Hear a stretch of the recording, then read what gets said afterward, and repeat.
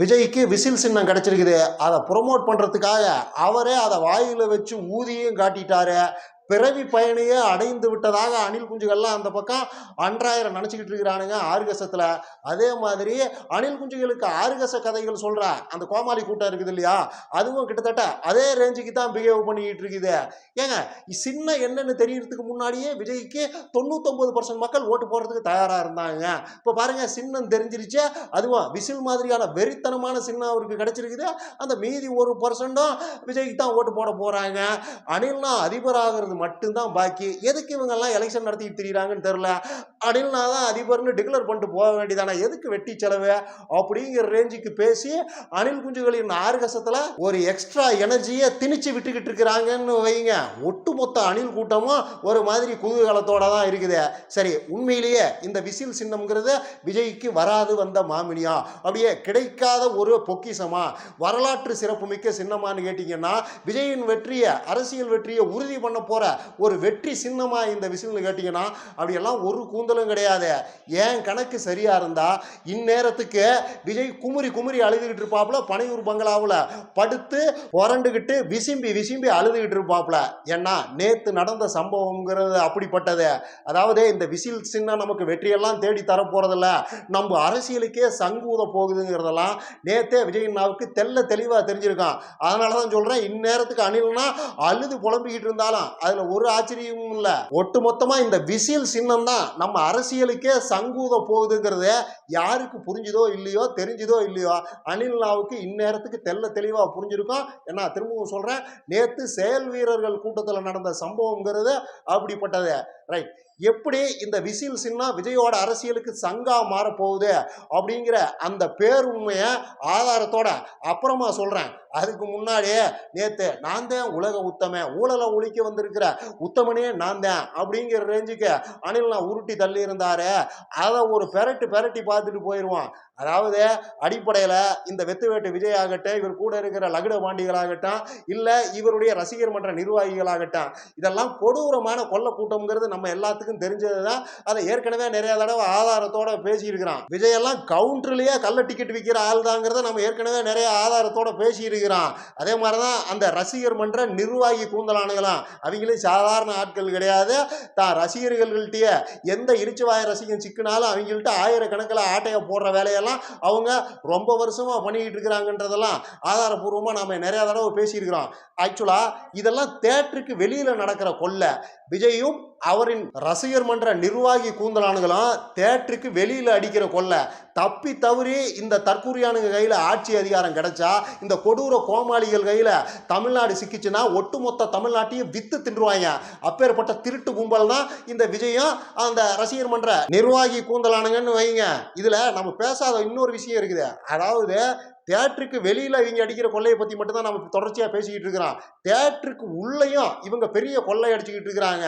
விஜயோட திருட்டுத்தனத்தை பத்தி பேசும்போது தியேட்டருக்கு உள்ள ஆடியன்ஸை வர வச்சு எப்படி அவங்க கிட்ட ஆட்டைய போடுறாப்புல, அவங்க கிட்ட கடந்த 20-30 வருஷமா திருடிக்கிட்டு இருக்கிறாப்புலங்கிறதையும் சேர்த்து தான் பேசணும். விஜயோட திருட்டுத்தனத்துல அதுவும் சேர்ந்தது தான். இன்னைக்கு சார்ட்டர் ஃபிளைட்ல போறாரு, சும்மா சிபிஐ என்கொயரி கூட தனி ஃபிளைட்ல தான் போகிறாருன்னா அது அப்படி திருடி சேர்த்த காசு தான். தியேட்டருக்கு உள்ளேயும் விஜய் வல்லுவா கொள்ளையடிச்சுக்கிட்டு இருக்காப்புல, இப்பயும் அடிச்சுக்கிட்டு தான் இருக்கிறாரு. இப்போ நம்ம ஊர்ல பொதுவாகவே தியேட்டருக்கு உள்ள போயிட்டீங்கன்னா அங்க விற்கப்படுற பொருட்களின் விலையெல்லாம் ரொம்ப அதிகமாக தான் இருக்கும். பாப்கார்னு, கூல்ட்ரிங்க்ஸு, அப்புறம் பஜ்ஜி சொஜ்ஜிலிருந்து எல்லாத்தையும் பப்ஸு எல்லாமே பல மடங்கு விலைக்கு தான் அங்கே நார்மலாகவே விற்கப்படும்.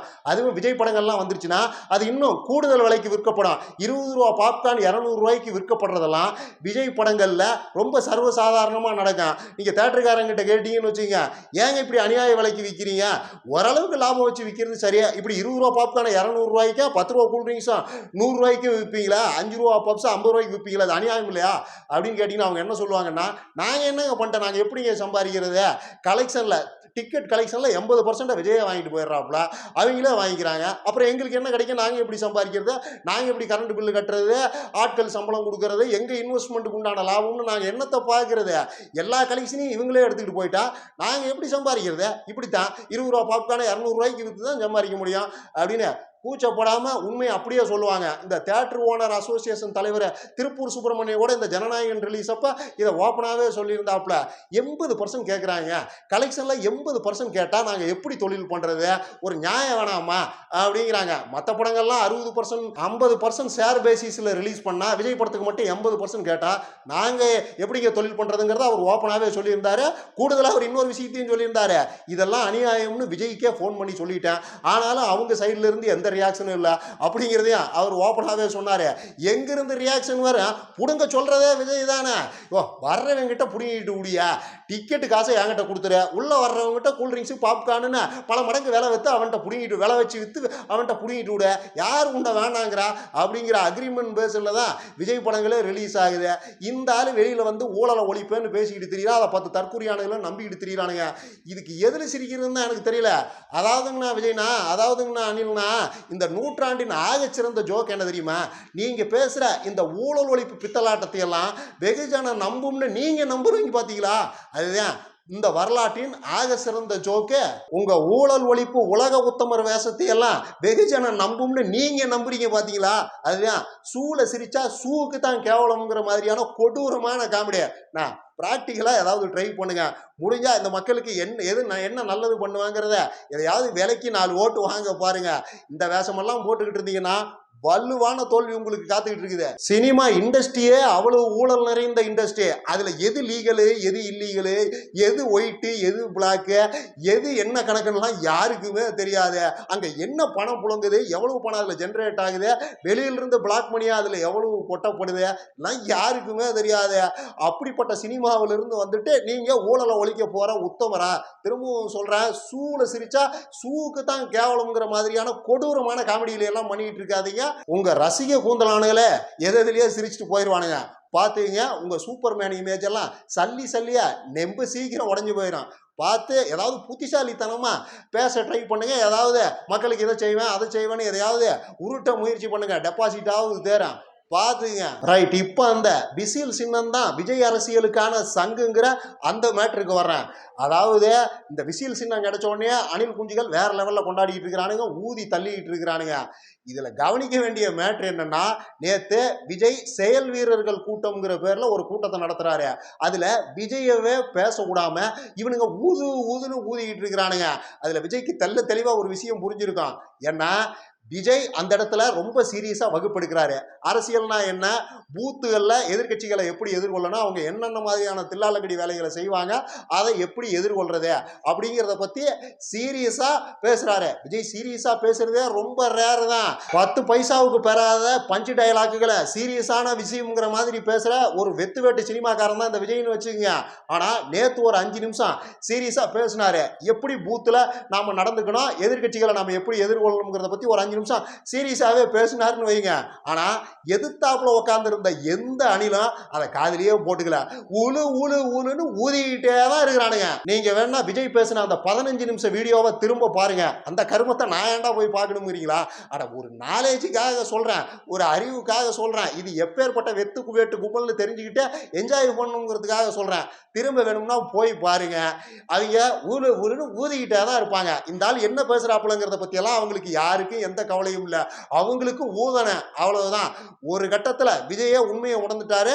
இந்த தற்கூரியானுகளை வச்செல்லாம் ஒன்றும் பண்ண முடியாது. இவங்களை வச்சு கட்சி நடத்துறதுக்கு பதிலாக ஏதாவது எருமை மாடு வாங்கி மேய்ச்சோம்னா, இவங்களை அதுக்கு மேனேஜராக போட்டோம்னா, பால் கறந்து விற்றோம்னா பல கோடி ரூபா சம்பாதிக்கலாம். இவங்களை வச்சு அரசியல்லாம் பண்ண முடியாது, தேர இழுத்து தெருவில் விட்டுருவாங்கன்றதெல்லாம் விஜய்க்கு தெளிவா புரிஞ்சிருக்கும். இவனுங்களை எல்லாம் வச்சுக்கிட்டு பஸ் ஸ்டாண்ட்ல கக்கூஸ் கான்ட்ராக்ட் வேணா எடுக்கலாமே தவிர கட்சியெல்லாம் நடத்த முடியாது. காசுக்கு எல்லாம் பிரயோஜனம் இல்லைங்கிறது விஜய்க்கு நேற்று தெளிவா தெரிஞ்சிருக்கான். ஏன்னா திரும்பவும் சொல்றேன், இவர் சீரியஸா வகுப்பு எடுக்கிறாப்புல, அந்த பக்கம் ஊழுன்னு ஊதிக்கிட்டே தான் இருக்கிறானுங்க. எந்த கட்சியிலையாவது இப்படிப்பட்ட கேவலம் நடக்குமா?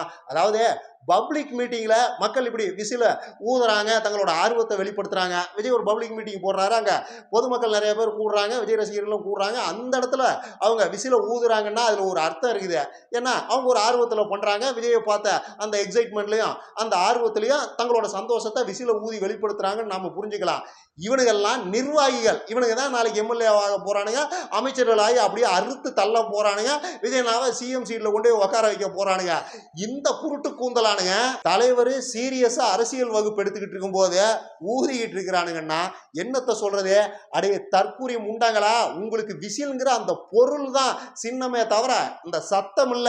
சத்தம்ங்கிறது சும்மா ஒரு எக்ஸைட்மெண்ட்டுக்காக நீங்க ஊதி சந்தோஷப்பட்டுக்கலாமே தவிர சத்தத்துக்கு யாரும் ஓட்டு போட போறதில்ல. அந்த சின்னம், அந்த பொருள் இருக்குது பாத்தீங்களா, விசில்ங்கிற அந்த பொருள், அந்த ப்ராடக்ட், அதுதான் சின்னம். அதைத்தான் நீங்க ப்ரொமோட் பண்ணுமே தவிர அதை வாயில வச்சு ஊதுறதாலையெல்லாம் 10 பைசாவுக்கு பிரயோஜனம் கிடையாது. இதை இந்த தத்திகளுக்கு யார் எடுத்து சொல்றது?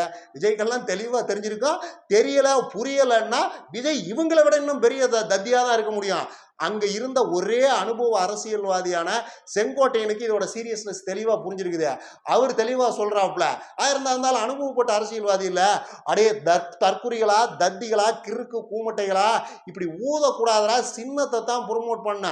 சும்மா சம்மந்தமே இல்லாத இடத்துல எல்லாம் போய் ஊதிக்கிட்டு இருந்தீங்கன்னா நமக்கு விழற 4 ஓட்டு விழாதரா. இந்த சின்னத்தை ரொம்ப கேர்ஃபுல்லா ஹேண்டில் பண்ணணும்னாண்டு அவர் வகுப்பெடுக்கிறாப்ல. இந்த தற்குறியானுங்க எவன் கண்டுகிட்டான்? தலைவர் ஆரம்பிச்சோடனே இவனுங்களை ஆரம்பிச்சானுங்க, ஊதி தள்ளிக்கிட்டு இருக்கிறானுங்க. விஜய் என்ன பேசினாரெல்லாம் அங்க இருக்கிறவங்களுக்கு சத்தியமா தெரியாது. இந்த வெத்து வேட்டு விஜய் அடுத்தவங்களுக்கு வகுப்பெடுக்கிறார்ல, இவங்க தான் ஆச்சரியக்குரிய, இவங்க தான் கேள்விக்குரிய. காலத்துக்கு நீங்க ஃபீல் பண்ண போறீங்க. எப்படி தோத்தோம்னு நினைச்சு ஃபீல் பண்ண போறீங்க. அந்த மாதிரியான ஒரு ஆபத்தை உங்களுக்கு உண்டு பண்ண போறாங்க. இவங்க தான் கேள்விக்குரிய, ஆச்சரியக்குரியன்னு உருட்டுறாப்புல. உண்மையா விஜய் தான் ஆயுசுக்கும் ஃபீல் பண்ண போறாப்புல. இந்த தற்குறியானங்களை நம்பி நாம சினிமா சூப்பர்மேன் இமேஜையும் தொலைச்சு விட்டோம், அரசியல்லையும் நம்மளை ஒருத்தனும் மதிக்க மாட்டேங்கிறான். என்னத்த சொல்றதுன்னு காலத்துக்கும் அனில் நாம ஃபீல் பண்ண வைக்க போறது வேற யாரும் கிடையாது. இப்படி ஊன்னு ஊதிட்டு திரியிறானுங்க இல்லையா, இந்த தற்குறியானுங்க தான். அதுல எல்லாம் யாருக்கும் சந்தேகமே தேவையில்லை. அப்புறம் கடைசியா நேத்து மீண்டும் ஒரு முறை அனில் நான் சொல்லியிருக்கிறாரு, அதாவது கெரியரின் உச்ச கதையை நேற்று மறுபடியும் ஒரு தடவை சொல்லியிருக்கிறாருன்னு வைங்க. கெரியரின் உச்சத்துல என்ன மக்கள் உட்கார வச்சிருக்கிறாங்கல்ல, அதே மாதிரி தான் அரசியல்லையும் உட்கார வைப்பாங்கன்னு. அதாவது மிஸ்டர் அனில், நீங்க எப்போ கெரியரின் உச்சத்தை பத்தி பேச ஆரம்பிச்சிட்டீங்களோ அப்போ நானும் எப்பயும் சொல்றத சொல்லி ஆகணும். கெரியரின் உச்சபட்ச தோல்வியை நீங்க அரசியல்ல சந்திக்க போறீங்க. ஏன்னா சினிமாவுக்கு போடுறதுல 10% எஃபர்ட்டை கூட, 10ல் 1 பங்கு எஃபர்ட்டை கூட நீங்க அரசியலுக்கு போடல. வெகுஜன மக்களை நீங்க ரொம்ப சர்வசாதாரணமா, ரொம்ப ஏவமாலியா நினைச்சுக்கிட்டு இருக்கிறீங்க. வெகுஜன மக்களுடைய, தமிழ்நாட்டின் சாதாரண மக்களுடைய அரசியல் புரிதலை, அரசியல் அறிவை, அரசியல் தெளிவை நீங்க அண்டர் எஸ்டிமேட் பண்ணிக்கிட்டு இருக்கிறீங்க. ரொம்ப அண்டர் எஸ்டிமேட் பண்ணிக்கிட்டு இருக்கிறீங்க. அதனால தான் இன்னைக்கு வரைக்கும் நான் ஆட்சிக்கு வந்து என்ன பண்ண போறேன்னு ஒரு விஷயத்தை திருத்தமா, ஒரே ஒரு விஷயத்தை கூட உங்களால் திருத்தமா சொல்ல முடியல. சும்மா ஊழலை ஒழிக்க போறேன்னு ஒரு உருட்டிக்கிட்டு திரியுறீங்க. அதுக்கு எந்த ஆதாரமும் இல்லாம, எந்த செயல் திட்டமும் இல்லாம. வெகுஜன மக்கள் ரொம்ப ஷார்ப்பான ஆட்கள். யார் உங்களை சினிமாவில் கெரியரின் உச்சத்தில் கொண்டு போய் உட்கார வச்சாங்களோ அவங்க தான் தூக்கி போட்டு மிதிக்க போறாங்க.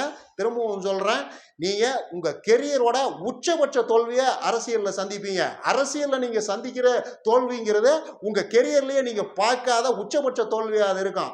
வெயிட் அண்ட் வாட்ச் மிஸ்டர் அனில்னா. இன்னும் நிறைய பேசலாம். லைக் பண்ணுங்க, ஷேர் பண்ணுங்க, கமெண்ட் பண்ணுங்க, மறக்காம சப்ஸ்கிரைப் பண்ணிருங்க.